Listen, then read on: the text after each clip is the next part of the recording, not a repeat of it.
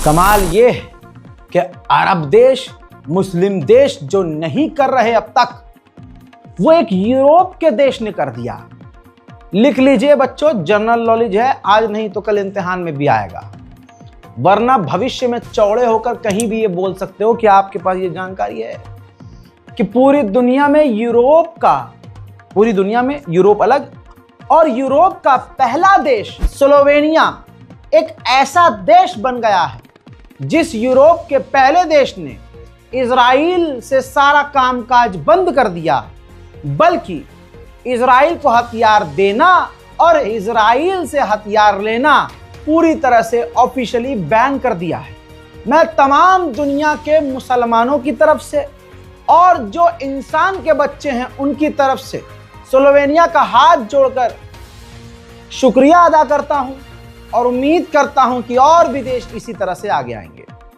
आइए अब और बड़ी खबर। हजरात, स्वीडन और नेदरलैंड, इन दोनों देशों ने भी यूरोपीय यूनियन से मांग की है कि इजराइल के साथ आप बिजनेस ट्रेड डील कैंसिल कर दीजिए। आज यूरोप के बड़े बड़े देश वो बात बोल रहे हैं जो ईरान के supreme leader Ayatollah Syed Ali Khamenei ने मुस्लिम देशों से कहा था कि तुम ये करो कि बाइकआउट करो।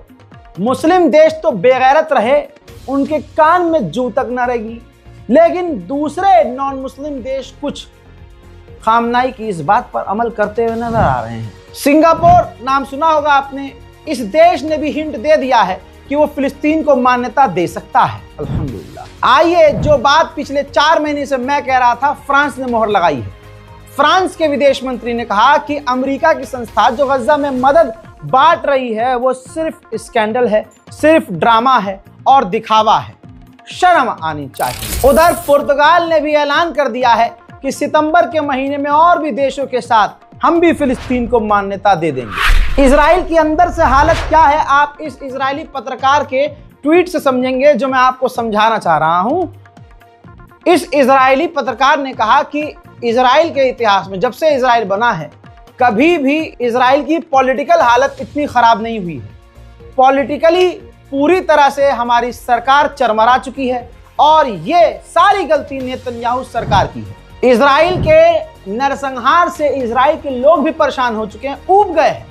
इजराइल के पूर्व प्रधानमंत्री ने कहा है कि बस बहुत हो गया, हमने बहुतों को मार दिया, बहुत नुकसान कर दिया, अब वक्त आ गया है कि हमें डील कर लेनी चाहिए। उधर पोलैंड ने भी कर दिया है बड़ा ऐलान। सलाम है पोलैंड को भी कि पोलैंड ने ऐलान करते हुए कहा कि हम एग्जाम्पल सेट कर सकते हैं पीस का, शांति का, फिलिस्तीन को मान्यता देकर। यानी पोलैंड भी फिलिस्तीन को मान्यता देने के लिए तैयार है। 200 एक्टर, एक्ट्रेस और जो जर्नलिस्ट हैं, एक्टिविस्ट हैं, मॉडल्स हैं, सबने मिलकर जर्मनी के चांसलर को खत लिखा है और मांग की है कि जर्मनी, हमारा मुल्क, इजराइल को हथियार देना बंद कर दे। जर्मनी की विदेश मंत्री इजराइल पहुंची, उसने वहां कहा कि जर्मनी पूरी कोशिश कर रहा है कि इजराइल का नुकसान ना हो।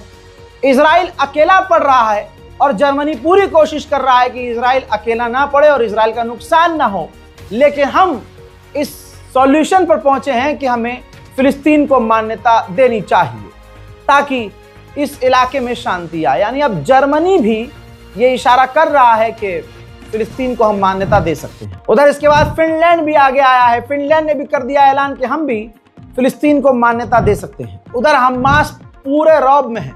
हमास ने कहा कि हम हथियार नहीं डालेंगे, जब तक कब्जा इजराइल का यहां से नहीं खत्म होगा हथियार नहीं डालेंगे। ऐसा लग रहा है रजब तैयब एर्दोगान, तुर्की के राष्ट्रपति, जो कल ये कह रहे थे, यूएन में तक कह दिया उन्होंने कि भाई जो अरब लीग कह रहा है हमास से हथियार डालने को, हम यानी तुर्की हमास से कह रहा है कि हथियार तब तक न डालना जब तक पूरी तरह से इजराइल गजा से बाहर न निकले। उल्टा हमास ने कह दिया है कि हम बातचीत करने को तैयार हैं इजराइल से, लेकिन शर्त यह है कि इजराइल गाजा के अंदर मदद आने दे। उधर कुछ अरब देश दिखावे के लिए ही सही, लेकिन चलिए कुछ तो मदद पहुंचा रहे हैं। गाजा के अंदर हवा से कुछ अरब देश मदद गिरा रहे हैं। मोरक्को के जहाज, तस्वीर आपके सामने, मोरक्को के जहाज इजराइल के बेन गुरियन एयरपोर्ट पर मदद लेकर उतरे हैं। अब वहां से बस से, ट्रक से, रोड के रास्ते से गाजा के अंदर मदद भेजी जाएगी। वहीं इजराइल के अंदर एक इजराइल की गैस कंपनी में भीषण आग लग गई।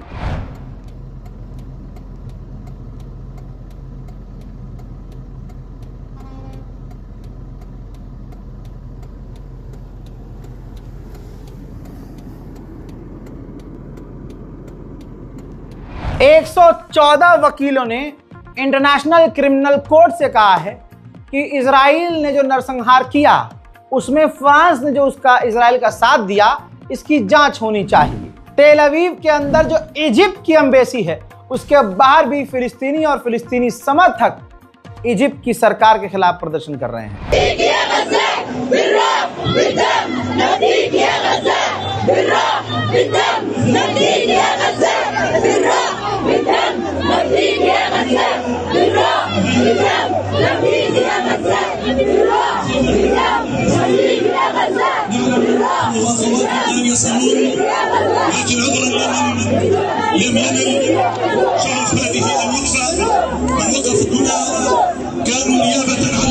क्या दिन आ गया है कि अंग्रेज, जिनका दीन से कोई लेना देना नहीं है, वो अब अरब के देश को, अरबों को झकझोर रहे हैं कि अबे कितना मुर्दा हो तुम। अमेरिका में अरब देशों की एम्बेसी के बाहर अमेरिकी जो अंग्रेज हैं वो प्रदर्शन कर रहे हैं। Jordan, Morocco, Egypt, all of the embassies right here in Washington, D.C. After this, just lock the gates so that no one can get into the Jordanian embassy. Just a taste of what people in Gaza are feeling as the borders have been shut. 6,000 base trucks are on the border. So the state of action is to demand all governments to lift the siege, to let food in, and to free the people of Gaza, to free Palestine. An Egyptian woman, Arab woman, we refuse to be part of, to be complicit of the genocide and massacre against the Palestinians. अब ये video देखिए, Canada के अंदर जो Egypt की embassy है उसके अंदर प्रदर्शनकारी घुस गए तो महिला को एक हिजड़ा जो अपने आप को मर्द समझ रहा है उसने थप्पड़ जड़ दिया। इजिप्ट की एम्बेसी के अंदर भी फिलिस्तीनी समर्थकों को बर्दाश्त नहीं किया जा रहा। सोचिए फिर क्या वो देश, क्या वो सरकार इजिप्ट की फिलिस्तीन को सपोर्ट करती होगी? हैंगा। अच्छी और बड़ी खबर यह है कि अपनी 2 बटालियन फौज की 2 बड़ी टुकड़ियों को इजराइल ने नॉर्थन गाजा से पीछे कर लिया है, निकाल लिया है।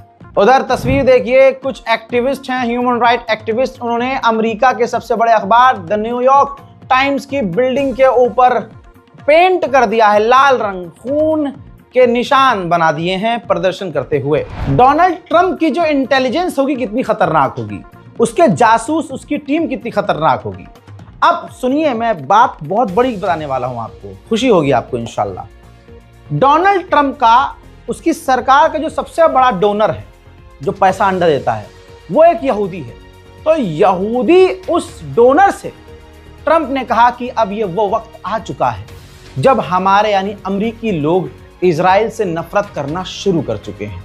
शेयर कीजिएगा इस खबर को भाई, नफरत तो हर आदमी करेगा। आप ये देखिए, इजराइल के सेटलर्स भीड़ के दम पर फिलिस्तीनी इलाकों में जा रहे हैं और फिलिस्तीनी प्रॉपर्टीज को आग लगा रहे हैं। उधर तेल अवीव के अंदर जो फिलिस्तीनी प्रदर्शन कर रहे थे इजिप्ट की एम्बेसी के बाहर, अरब की एम्बेसी के बाहर, उन फिलिस्तीनियों को इजराइल के सेटलर्स आकर परेशान करने लगे।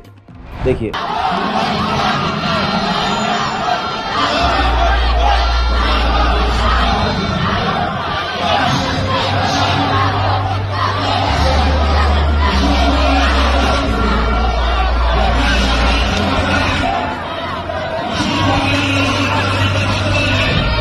वेस्ट बैंक में ग्रेनेड फेंका इजराइल की मिलिट्री ने, उसमें एक फिलिस्तीनी नौजवान, एक खूबसूरत नौजवान शख्स उस धुएं के चपेट में इतना बुरी तरह से आया कि इसका दम घुट गया और ये शहीद हो गया। उधर मेरे दोस्तों तस्वीर देखिए, वेस्ट बैंक में फिलिस्तीनियों को जो सालों साल से वहां रह रहे थे, उनको उनके घर से दिन दहाड़े इजरायलियों ने निकाल दिया है। ये हर रोज हो रहा है और तमाम अरब खामोश है। हालात इतने बुरे हैं, ये देखिए, जब कहीं अमेरिकी संस्था मदद बांटती है तो बैरिकेड लगा देती है चारों तरफ से, और एक टाइम होता है, उस टाइम वो बैरिकेड हटाए जाते हैं। रास्ता खोला जाता। देखिए जब रास्ता खुला तो ऐसे भाग कर लोग खाने और पानी के लिए भाग रहे थे अमेरिकी संस्था की तरफ, और फिर ये जब भागते हुए वहां पहुंचते हैं तो इजराइल की सेना इन लोगों को गोली मार देती है। इजरायली मिनिस्टर ने खुद की पोल खोल दी है। ये है खबर, वो पूरी आर्टिकल यहां पर है। एमीचे एलियाहू नाम के एक इजरायली नेता ने कहा कि गाजा के अंदर जो ऑपरेशन है उसका मकसद इजरायलियों को आजाद करवाना नहीं, बल्कि मकसद यह है कि गाजा पर कब्जा करना और वहां यहूदियों को बसाना। जब अमेरिका के बड़े बड़े अखबारों को दुनिया भर से गालियां पड़ी तो वाशिंगटन पोस्ट ने अपनी छवि को सुधारने के लिए, ये देखिए, गाजा के अंदर जो 18,500 बच्चे मारे गए हैं सबका नाम लिख दिया है। अखबार में जो 18,500 बच्चे मारे गए गजा में, उन सब बच्चों का नाम लिखा, टॉप पर बता दिया। वॉशिंगटन पोस्ट ने छाप दिया कि 60,000 फिलिस्तीनी गाजा के अंदर मारे गए हैं, और 18,000 से ज्यादा जो बच्चे मारे गए सबका पूरा नाम इस अखबार ने छाप दिया। अब सुनिए, फिलिस्तीन अथॉरिटी को अमेरिका और इजराइल मान्यता देते थे क्योंकि फिलिस्तीन अथॉरिटी बिल्कुल इजराइल के नक्शे कदम पर चलता है, जैसा वो कहता है ये वैसे करते हैं। अमेरिका ने पता है क्या किया, अब फिलिस्तीन अथॉरिटी को भी बैन कर दिया है। फिलिस्तीन अथॉरिटी और PLO, फिलिस्तीन लिबरेशन ऑर्गेनाइजेशन, इन दोनों संगठनों को जो अमेरिका और इजराइल के साथ मिलकर काम करती थी, दोनों को बैन कर दिया है। क्यों? क्योंकि ICJ international court of justice और ICC यानी इंटरनेशनल क्रिमिनल कोर्ट के अंदर, अंतरराष्ट्रीय कोर्ट के अंदर, इन दोनों ने इजराइल के खिलाफ वॉर क्राइम का केस दर्ज कर दिया था। अब होगा ये, जो फिलिस्तीन अथॉरिटी में काम करने वाले अफसर हैं, PLO के जो लोग हैं, उनकी विदेश में जो प्रॉपर्टी हैं वो सीज होंगी और उनकी तनख्वाहें रुकेंगी, और अब उनकी जान को खतरा। इजराइल और अमेरिका पूरी तरह से नंगे हो चुके हैं। यकीन मानिए ये जमीन की जंग है, ये गाजा की जमीन छीनने की जंग है। अब हमास ने इस यहूदी की वीडियो जारी की है जो सूख के कांटा हो गया है। इसने वीडियो में यही बोला कि गाजा में हम भी तो भूखे हैं, हमारे हालात खराब है, ना खाना है, ना पानी है, ना कुछ, तो मेहरबानी करके हमारे लिए ही सही गाजा के अंदर मदद आने दो। तुर्की भी पूरी तरह से अपना पिछवाड़ा बचाने में लगा है, क्योंकि सीरिया के बाद तुर्की को लगता है कि उसका नंबर है। तस्वीर आपके सामने, तुर्की कुछ न कुछ तो कर रहा है। तुर्की के डिफेंस मिनिस्टर, तुर्की के इंटेलिजेंस मिनिस्टर और तुर्की के विदेश मंत्री, इन तीनों ने आपस में मुलाकात की है, कई घंटे मीटिंग चली है। अब UN के अंदर जो फिलिस्तीन के लिए बात हो रही है, टू स्टेट सॉल्यूशन के लिए बात हो रही है, तो तमाम अंधभक्त अपने बाप की बात को सुन लो, इस वाले बाप की, कि तुम्हारे उस वाले बाप ने, तुम्हारे तो कई बाप होते हैं, सुनो, तुम्हारे उस बाप की सरकार ने, ये रही रिपोर्ट, साफ साफ कहा है UN के अंदर, 1988 में जब फिलिस्तीन को मान्यता दी गई तो उसमें सबसे पहले उन देशों में भारत भी शामिल था। फिलिस्तीन को मान्यता देने में भारत सबसे आगे था। अब ये वो वक्त आ गया है कि कागजी, सिर्फ कागजी बातें ना हो, कागज पर फिलिस्तीन को मान्यता ना दी जाए सिर्फ, बल्कि व्यवहार से, बातचीत से, रेस्पेक्ट देकर, मोहब्बत और प्यार से फिलिस्तीन को मान्यता दी जाए, और वो जमीन पर दिखना चाहिए।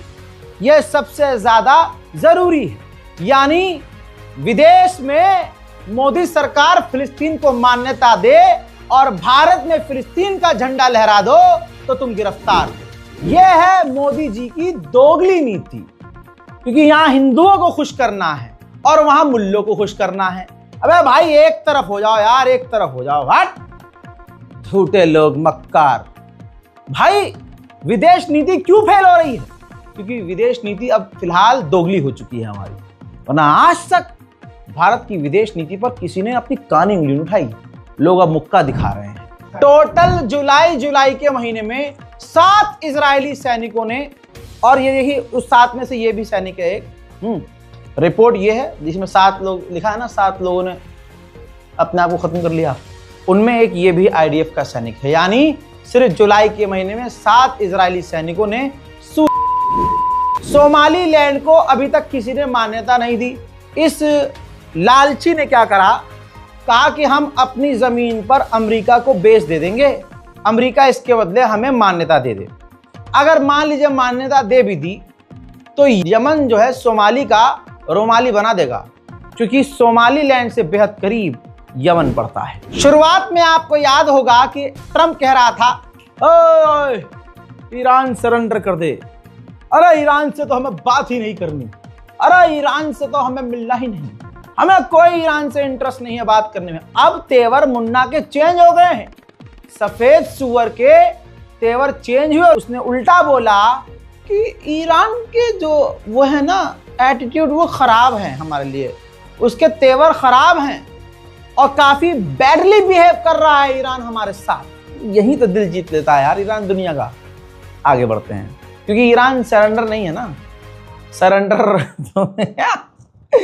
तेरे 54वां केस नहीं लूंगा, तुम तो 7 दिन देते मेरा।